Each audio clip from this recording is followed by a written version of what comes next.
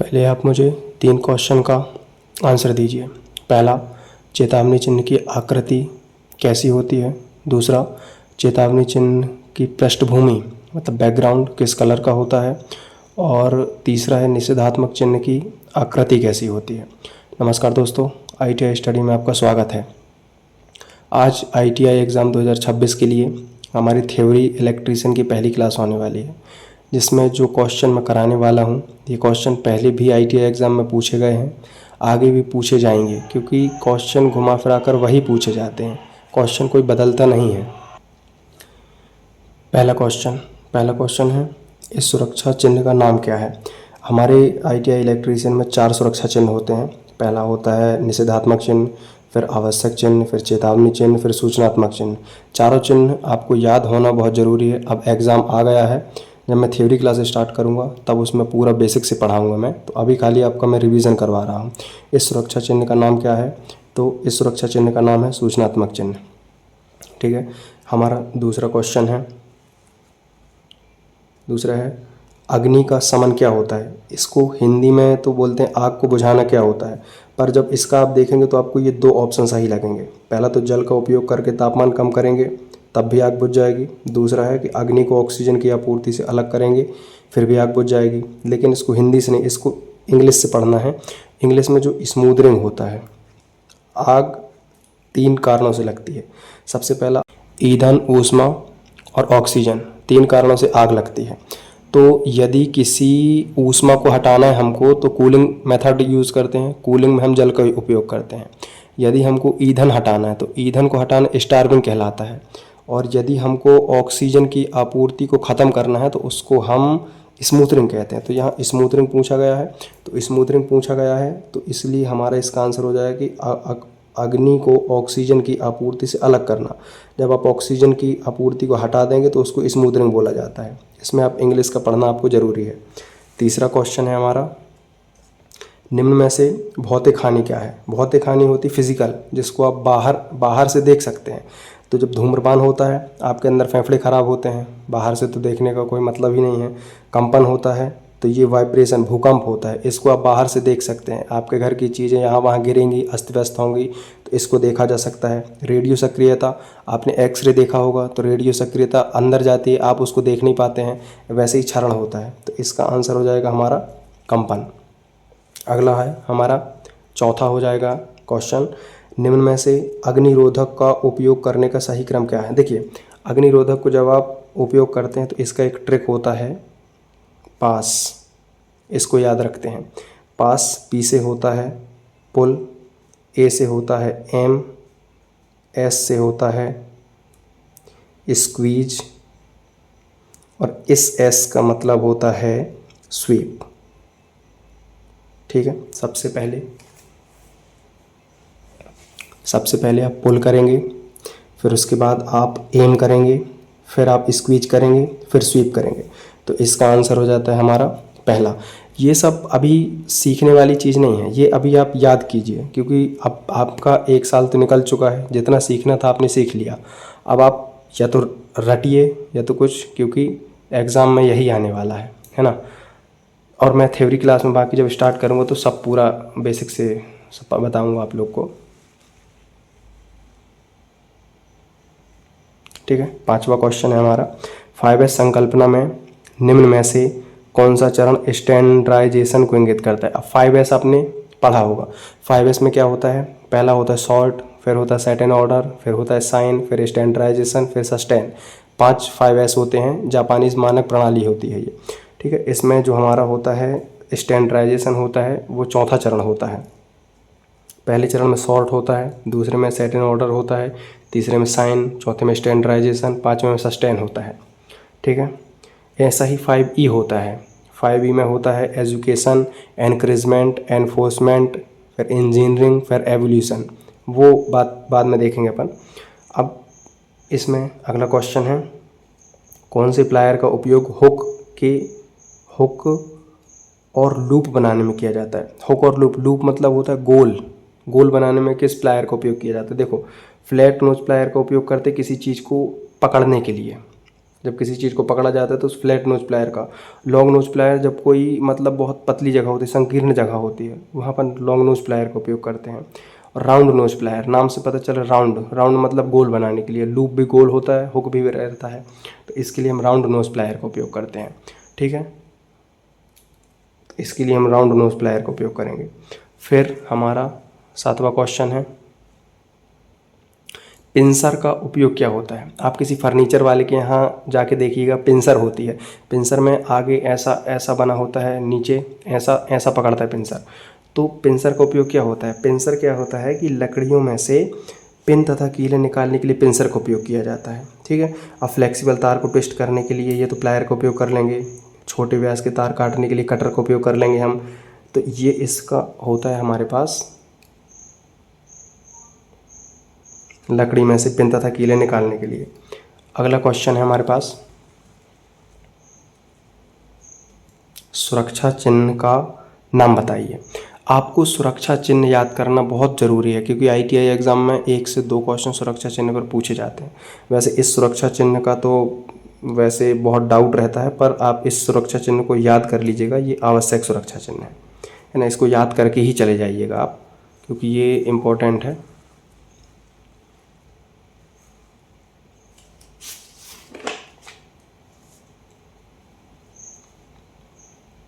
देखिए, अभी थोड़ी देर पहले मैंने आपसे एक क्वेश्चन किया था कि चेतावनी चिन्ह का पृष्ठभूमि का कलर कैसा होता है। पृष्ठभूमि मतलब बैकग्राउंड का कलर कैसा होता है। ठीक है, ये होता है हमारे पास पीला। हरा जो होता है ये तो हमारा उसका हो जाता है, सचेतक चिन्ह का हो जाएगा। नीला जो हो जाता है आवश्यक चिन्ह का हो जाता है। और जो पीला हो जाएगा हमारा, ये होता है हमारा सचेतक चिन्ह, मतलब चेतावनी चिन्ह का होता है। ठीक है, अगला हो जाएगा हमारे पास 10वां क्वेश्चन है, विद्युत उपकरण में लगी अग्नि हेतु कौन सा अग्निशामक प्रयोग किया जाता है। आग 4 प्रकार की होती हैं, 4 श्रेणियों में बांटी गई हैं। A श्रेणी जो ठोस में लगती है, B श्रेणी जो द्रव में लगती है, C जो गैस में लगती है, D में हम लोग रखते हैं जो हमारे विद्युत उपकरणों में आग लगती है उसको D में रखते हैं। तो D की आग को बुझाने के लिए, मतलब विद्युत में लगी आग को बुझाने के लिए कौन से उपकरण का प्रयोग किया जाता है, तो इसमें हम लोग करते हैं हेलोन प्रकार का। हेलोन प्रकार का सबसे बढ़िया रहता है। अब देखिए, झाग प्रकार का करेंगे तो झाग में पानी रहता है, पानी की बूंदें रहती है, तो उससे बिजली की आग नहीं बुझती है। ठीक है, उससे और करंट लगने की संभावना बढ़ जाती है, तो इसीलिए हेलोन प्रकार सबसे बेस्ट रहता है इसको बुझाने के। रेत का उपयोग भी हम लोग कर सकते हैं, एक होता है CFC, उस CTC, उसका भी उपयोग कर सकते हैं। ठीक है, अगला 11वां क्वेश्चन है हमारा। 11वां क्वेश्चन है, अपशिष्ट निपटान विधि कौन सी है जो गर्मी पैदा करती है। गर्मी पैदा, सीधी बात है, गर्मी पैदा कौन सी करेगी। गर्मी पैदा वो करेगी जिसको जलाया जाएगा, जो जलाई जाएगी उसमें गर्मी पैदा होगी। ठीक है, तो पुनर्चक्रण में गर्मी पैदा नहीं होती। पुनर्चक्रण मतलब रिसाइकलिंग कर लिया जाता है। जैसे प्लास्टिक का आप लोगों ने देखा हुआ, प्लास्टिक की रिसाइकलिंग होकर फिर से दूसरी बोतल बना दी जाती है। वैसे ही भस्मीकरण में क्या होता है, भस्मीकरण होता है जब आप किसी चीज़ को आग लगा देते हैं। जब किसी चीज़ में आप आग लगा देंगे तो उससे गर्मी पैदा होगी, इसीलिए इसका आंसर आ जाता है भस्मीकरण हो जाएगा। ठीक है, अब इसके बाद हमारा 12वां क्वेश्चन है, धुएं से सुरक्षा के लिए किस व्यक्तिगत सुरक्षा उपकरण का उपयोग किया जाता है। ठीक है, धुआं सबसे पहले एप्रन पूरे शरीर की सुरक्षा के लिए रहता है। चश्मा आँख की सुरक्षा के लिए रहेगा। एयर कान की सुरक्षा के लिए कान कवच रहेगा। वैसे ही नाक का कवच रहता है, वो धुएं से हमारी सुरक्षा करता है, तो इसका आंसर आएगा नाक का कवच आता है। अब ये फुल फॉर्म आते हैं, कुछ फुल फॉर्म होते हैं, जैसे BIS का फुल फॉर्म क्या होता है, IOS का फुल फॉर्म क्या होता है, और भी बहुत से हैं। JIS का फुल फॉर्म क्या होता है, बहुत से फुल फॉर्म हैं, तो आपको फुल फॉर्म भी याद होना चाहिए, पर अभी याद नहीं है तो आप इसको कीजिए। BIS का फुल फॉर्म क्या है, bureau of Indian standard. Bureau of Indian standard, इसकी स्पेलिंग बहुत ध्यान से देखिएगा। पहले में है बोर्ड, इसको नहीं करना, जिसमें बोर्ड है उसको तो करना ही नहीं। फिर ब्यूरो 2 में दिख रहा है, लेकिन इसमें इंटरनेशनल है, इंटरनेशनल नहीं करना, ब्यूरो ऑफ इंडियन स्टैंडर्ड है इसका answer. Bureau of Indian standard बहुत मोस्ट इम्पॉर्टेंट क्वेश्चन है, आप इसको याद कीजिएगा। ठीक, अब हमारे पास है नेक्स्ट क्वेश्चन है, भारी भार उठाने और स्थानांतरित करने के लिए किस पद्धति का उपयोग किया जाता है। बहुत भारी अगर भार आपको उठाना है तो किस पद्धति का उपयोग किया जाता है, तो इसके लिए हमारे पास है, पहला है विंच, दूसरा है क्रेन और स्लिंग। देखिए भारी भार उठाने के लिए सबने देखा क्रेन का उपयोग किया जाता है। क्रेन बहुत बड़ी बड़ी मशीनें होती हैं, जो क्रेन होती हैं वो भारी भार उठाने के लिए सक्षम होती हैं, इसलिए क्रेन का उपयोग किया जाता है। ठीक है, अब अभी थोड़ी देर पहले मैंने आपको एक चीज़ बताई थी, आग में आग। अब इसमें पूछा गया है कि आग बुझाने में स्टार्विंग क्या है। स्टार्विंग क्या होता है? स्टार्विंग होता है अग्नि में से ईंधन को अलग करना, स्टार्विंग कहलाता है। ठीक है, अग्नि में से ईंधन को अलग करना स्टार्विंग कहलाता है। अग्नि में से ऑक्सीजन को अलग करना स्मूथरिंग कहलाता है। अग्नि में से ऊष्मा को अलग करना कूलिंग कहलाता है। ठीक है, तो इसका आंसर हो जाएगा अग्नि में से ईंधन को अलग करना। अगला क्वेश्चन है इस पीपीई का नाम क्या है। ठीक है, ये आप देख रहे हैं, ये पीपी है, तो यहाँ ये बना है, इसको हम हाथ से पकड़ लेते हैं। हम हाथ से पकड़ते हैं तो ये हमारी हाथ स्क्रीन हो जाती है, हैंड स्क्रीन है। ठीक है, हैंड से पकड़ने वाली स्क्रीन है। इसको वेल्डिंग वाले बहुत यूज़ करते हैं। ये यहाँ पर एक कांच लगा होता है जिसमें वेल्डिंग की किरणें हमारी आंखों में नहीं आती। अब हमारे पास अगला क्वेश्चन है अपशिष्ट निपटान विधि कौन सी है जो बहुत सारी ऊर्जा बचाती है। ये ऊर्जा बचाती है। अभी थोड़ी देर पहले एक क्वेश्चन आया था भस्मीकरण क्या है, मतलब जो गर्मी पैदा करता है। ठीक है, तो अब इसमें क्या है, बहुत सारी ऊर्जा बचाता है। तो इसमें क्या होता है, पुनर्चक्रण जो होता है इसमें कोई ऊर्जा नहीं लगती। पुनर्चक्रण मतलब उसको रिसाइकिल कर लिया जाता है। जब रिसाइकिल कर लिया जाता है तो उसमें कोई हमको ऊर्जा नहीं लगती है, ऊर्जा बच जाती है हमारी।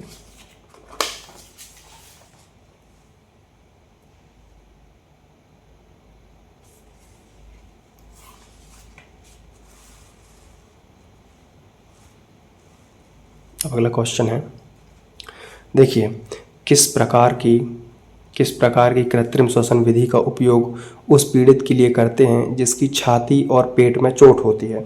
ठीक है, आप लोगों ने विधि पढ़ी होगी, पहला सैफर विधि पढ़ी होगी, सिल्वेस्टर विधि पढ़ी होगी, मुंह से मुंह विधि होती है, मुंह से नाक विधि होती है, और एक नेल्सन की पूरी पद्धति होती है। तो सबसे बेस्ट माना जाता है नेल्सन की भुजा ऊपर पीछे दबाव विधि को, क्योंकि उसकी छाती और पेट दोनों में चोट लगी है। तो इसके लिए हम लोग नेल्सन की भुजा ऊपर पीछे दबाव विधि का प्रयोग करते हैं। ठीक है, अगला क्वेश्चन है हमारे पास, किस प्रकार के व्यावसायिक स्वास्थ्य खतरे के कारण संक्रमण हो सकता है। ठीक है, संक्रमण कैसे हो सकता है, विद्युतीय नुकसान से संक्रमण तो नहीं फैलेगा। संक्रमण मतलब बोले जैसे कोरोना आया था अभी, संक्रमण ये है एक से हुआ, दूसरे को हुआ, दूसरे से तीसरे को हुआ, वो संक्रमण कहलाता है ना। तो वो भी कैसे हुआ था, वो भी चमगादड़ के खाने से, या फिर जो चमगादड़ खाते थे जो कंट्रीज उसमें हुआ था। तो वो एक जैविक नुकसान था, है ना। अब विद्युतीय नुकसान, इससे तो कोई हमारा मतलब संक्रमण तो फैलेगा नहीं, इससे हमको झटका लगेगा और हम ख़त्म। वैसे शारीरिक खतरा हमारे शरीर के ऊपर ही आएगा, हम दूसरे के ऊपर नहीं आएगा। मानसिक नुकसान हमारे खुद के शरीर के ऊपर, लेकिन जो जैविक नुकसान है, जैविक नुकसान को एक संक्रमण के रूप में देखा जाता है। तो ये जैविक नुकसान एक संक्रमण हो सकता है ना। देखिए अभी थोड़ी देर पहले मैंने आपको पिंसर के बारे में बताया था कि पिंसर क्या होता है। ये होता है पिंसर, इसको बोला जाता है पिंसर। तो ये क्या होता है, इस औजार का उपयोग क्या है। अभी थोड़ी देर पहले इसका आया था कि पिंसर का उपयोग क्या है। अब उसका डायग्राम देके आपसे पूछा है इसका उपयोग क्या है, तो लकड़ी से कीलें निकालना इसका उपयोग हो जाएगा। ठीक है, इसके बाद अगला क्वेश्चन है, दिल के दौरे से पीड़ित व्यक्ति को आप कैसे पहचानेंगे। यदि किसी को दिल का दौरा पड़ा है, मतलब हार्ट अटैक यदि किसी को आया है, तो आप उसको कैसे पहचानेंगे। तो जब किसी को दिल का दौरा आता है तो उसके जो होंठ होते हैं उसके चारों ओर नीला रंग हो जाता है, उससे आप पता कर सकते हैं कि इसको दिल का दौरा आया है ना। तो इसके लिए आप करेंगे, होंठों के चारों ओर नीला रंग हो जाता है।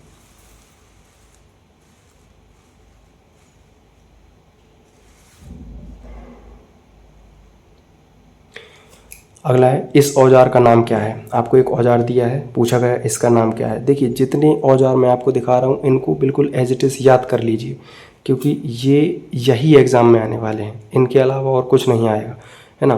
क्योंकि ये रिपीट क्वेश्चन यही आते हैं। यदि मैं आपको पूरे क्वेश्चन करा दूंगा, इसमें से 100% क्वेश्चन इसी से आएंगे, इसके बाहर क्वेश्चन आ ही नहीं सकता है। ठीक है, इसका नाम क्या है, तो इसका है डायगोनल कटिंग प्लाई। डायगोनल क्यों होता है, क्योंकि यहाँ पे ये जो शेप बनी रहती है डायगोनल रहती है। तो डायनेमिक वायर स्ट्रिपर ऐसा नहीं रहता है। क्रिम्पिंग टूल वो अलग चीज़ हो जाती है, वो केबल में कसने के लिए। कॉम्बिनेशन प्लायर आप सबके यहाँ है प्लायर, उसको आपने देखा होगा, तो वो कॉम्बिनेशन प्लायर हो जाती है। ठीक है। अब ये एक क्वेश्चन है, इसमें लोगों को बहुत डाउट रहता है,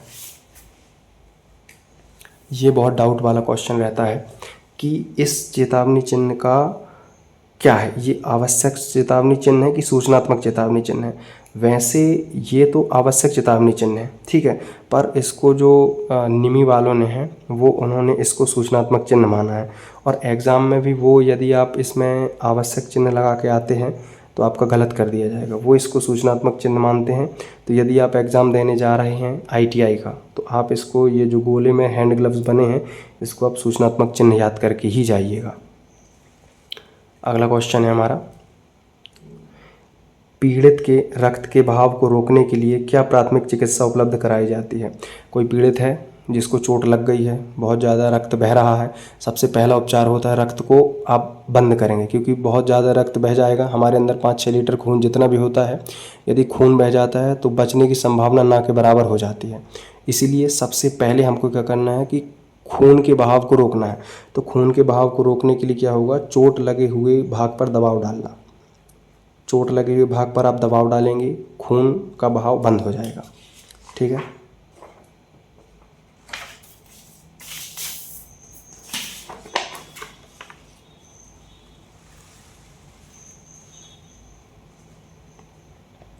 अगला क्वेश्चन है, पीड़ित को बचाने हेतु क्या तात्कालिक कदम उठाना चाहिए यदि वह अभी भी विद्युत शक्ति स्रोत के संपर्क में है। हाँ, देखिए, यदि कोई विद्युत के संपर्क में है पीड़ित व्यक्ति, तो आप पहला कदम क्या उठाएंगे, आपको बिल्कुल भी मतलब पैनिक नहीं होना है, बुद्धि से काम लेना है। यदि कोई बिजली के संपर्क में है तो उसे हाथ से बिल्कुल भी नहीं खींचना है, यदि आप उसको हाथों से खींचेंगे तो आपको भी करंट लग जाएगा, ठीक है। दूसरा है, अपने प्राधिकारी विद्युत झटके के बारे में जानकारी दें, तब तक जानकारी देने जाएंगे तब तक तो वहाँ खेला हो जाएगा। तीसरा है, किसी को उस व्यक्ति को छुड़ाने हेतु बुलाएं। किसको बुलाने जाएंगे आप, वहाँ आप मौजूद हैं तो आप किसको बुलाने जाएंगे, जब तक बुलाने जाएंगे तब तक तो ऑल आउट हो चुका होगा वो। अगला है, संयोजक को अलग करके शक्ति आपूर्ति को बंद करें। हाँ, संयोजक को अलग करके, इसमें ये नहीं लिखा कि हाथ से, आप किसी भी लकड़ी से, किसी भी चीज़ से संयोजक को उसको अलग कीजिए फिर शक्ति आपूर्ति को बंद कीजिए। इसका आंसर ये है। माफ़ कीजिएगा, मैं थोड़ा जल्दी जल्दी बता रहा हूँ क्योंकि अभी इतना आप लोग के पास टाइम है नहीं है पूरा डिटेल में पढ़ने के लिए। मैं जितना पढ़ा रहा हूँ उसको याद कर लीजिए, पूरा एकदम रट्टा मार के घोल के पी जाइए, ठीक है। इस सचेतक चिन्ह का नाम क्या है, देखिए वो तो, ये तो किसी से बन जाएगा, अगर कोई देख पा रहा है तो ये रोड क्रॉसिंग कर रहा है तो ये पैदल क्रॉसिंग है। जो बेहुदा सवाल है उनमें ज़्यादा टाइम नहीं देना है ना। हमारा फिर है,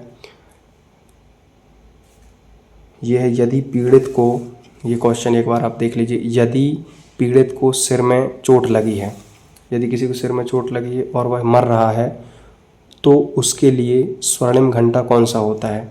इसमें गोल्डन आवर बोला जाता है इसको, जो पहले के 30 मिनट होते हैं, चोट लगने के बाद के 30 मिनट होते हैं, उसको गोल्डन आवर माना जाता है। तो गोल्डन आवर को, पहले के 30 मिनट को गोल्डन आवर माना जाता है, ठीक है। अगला है, पीड़ित की कौन सी स्थिति को कोमा कहा जाता है। कोमा आप लोगों ने मूवी में देखा होगा, कोई कोमा में चला जाता है ना। तो कोमा में जाना क्या होता है कि पूरी तरह से संवेदनहीन होकर लेटे रहना एवं बुलाने पर उत्तर ना देना, ये होता है कोमा की पहचान। पूरी तरह से संवेदनहीन है, कोई चेतना, मतलब कोई मूवमेंट नहीं कर रहा है, लेटा है और बुलाने पर उत्तर नहीं दे रहा है, इसको ही बोलते हैं कोमा, ठीक है। ये अभी हमारा पहला चैप्टर कंप्लीट हो गया है। पहले चैप्टर में हमारे 28 क्वेश्चन थे। आगे आने वाले सेकंड चैप्टर में मैं सेकंड चैप्टर के क्वेश्चन भी लेकर आऊँगा। यदि मैं आपको भरोसा दिलाता हूँ, यदि आपने इन क्वेश्चंस को पढ़ लिया और याद कर लिया तो आपको ITI में पास होने से कोई नहीं रोक सकता, क्योंकि मुझे बहुत एक्सपीरियंस है और मैं ITI में पढ़ाता हूँ, मैं एक TO हूँ, तो मेरे को पूरा एक्सपीरियंस है कि क्वेश्चन कहाँ से आता है। तो आप इन क्वेश्चन को बार बार रिपीट करिए, बार बार देखिए, बस याद कर लीजिए कैसे भी, ठीक है। मिलते हैं नेक्स्ट क्लास में, धन्यवाद।